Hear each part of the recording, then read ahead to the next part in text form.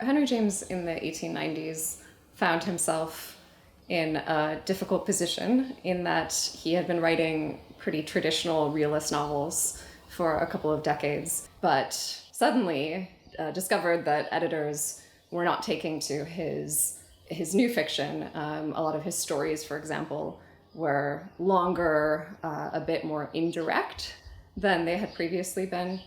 And so the periodicals he'd been relying on for income and for publicity were no longer accepting him. As he wrote to his brother William in early 1894, when he first agreed to write for the Yellow Book, he was doing it for gold and to oblige the worshipful Harland. So Henry Harland was the literary editor of the Yellow Book, and Aubrey Beardsley was the art editor. The Yellow Book was one of many radical magazines that has been lumped into aestheticism, decadence, a lot of movements that were occurring at the end of the 19th century. But it was, I suppose, distinctive in that the editors decided to make the form of it a bit different from the other periodicals that existed. It was a quarterly in its publication, of course, but it was a stately book that was nonetheless very provocative in its content. So it was doing a lot of different things. The provocative content was, I'd say, largely the Beardsley drawings. The writing, not so different from writing appearing in other little magazines, but the art is very bold, and that really became the style that was both celebrated and by a lot of people criticized. And then people were really surprised that Henry James was involved with this enterprise. And it coincided with his already experiencing a real disgust at how the forces of publicity were encroaching in his life. For example, a month after he agreed to write for the Yellow Book, he described in his notebook, "Ravenous autograph hunters, lion hunters, exploiters of publicity, in whose number one gets the impression that a person knowing and loving the thing itself, the work, is simply never to be found."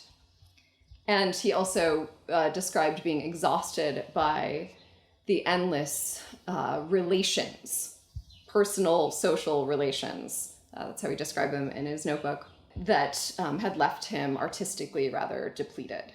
So the stories that James contributed to the Yellow Book, there were 3 of them. They all deal with writers, and the narrators, in all cases, are people who are acquainted with the writer in some way or another. So in The Death of the Lion, the narrator is a reporter who comes to the author's house in order to interview him, but while there is converted, repents, as James puts it, and becomes a protector of the author's privacy. So they actually make an arrangement where the young man is just at the house all the time and is shooing away the people who come seeking autographs and things like that.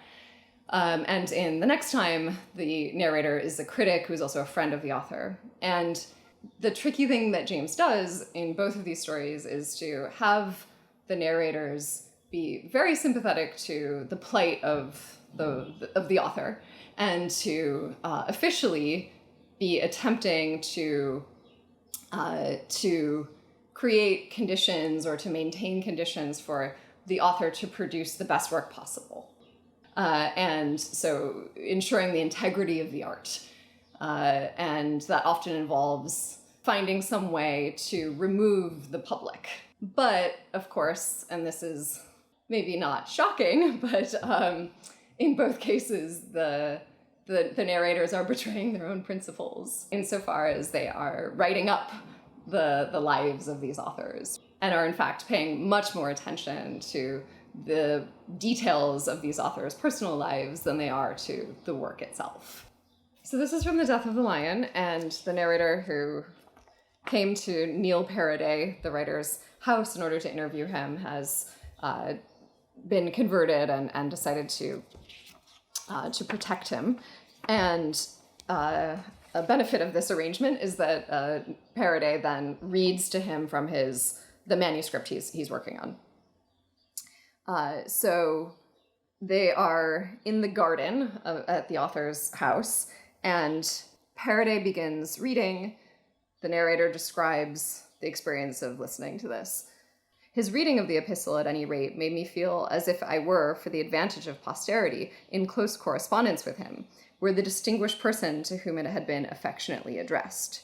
It was high distinction simply to be told such things.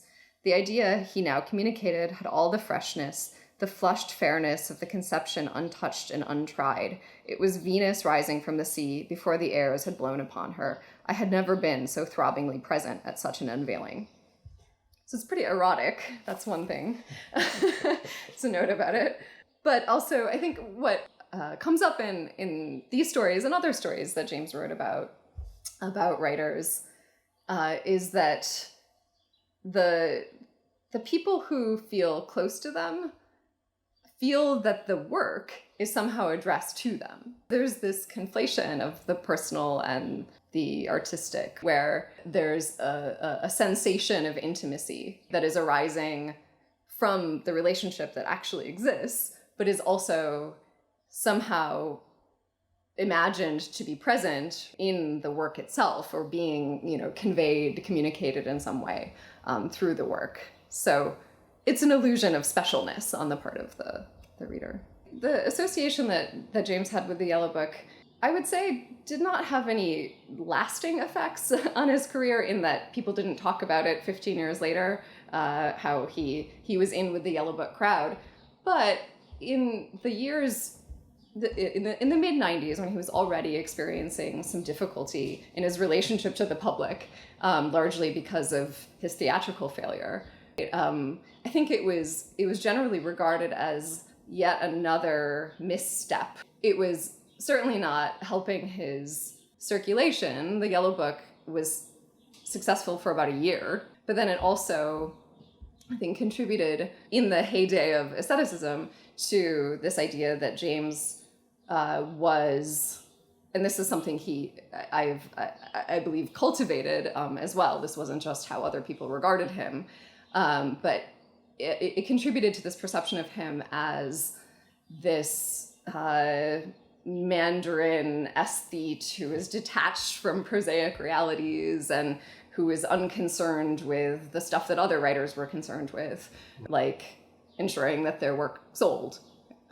because he continued to be associated with the Yellow Book even after it was clearly in decline. But it also wasn't something that it faded pretty quickly as a decision, because shortly after this difficult period in his career, he then entered what's called his late phase, and produced the novels that he's best known for, and that are regarded as his masterpieces. So, this period of difficulty, some critics say, actually inspired him to move on to his greatest work, in that he decided that he was going to completely reject, right, the tastes of the public, which is not true, but that's what people say.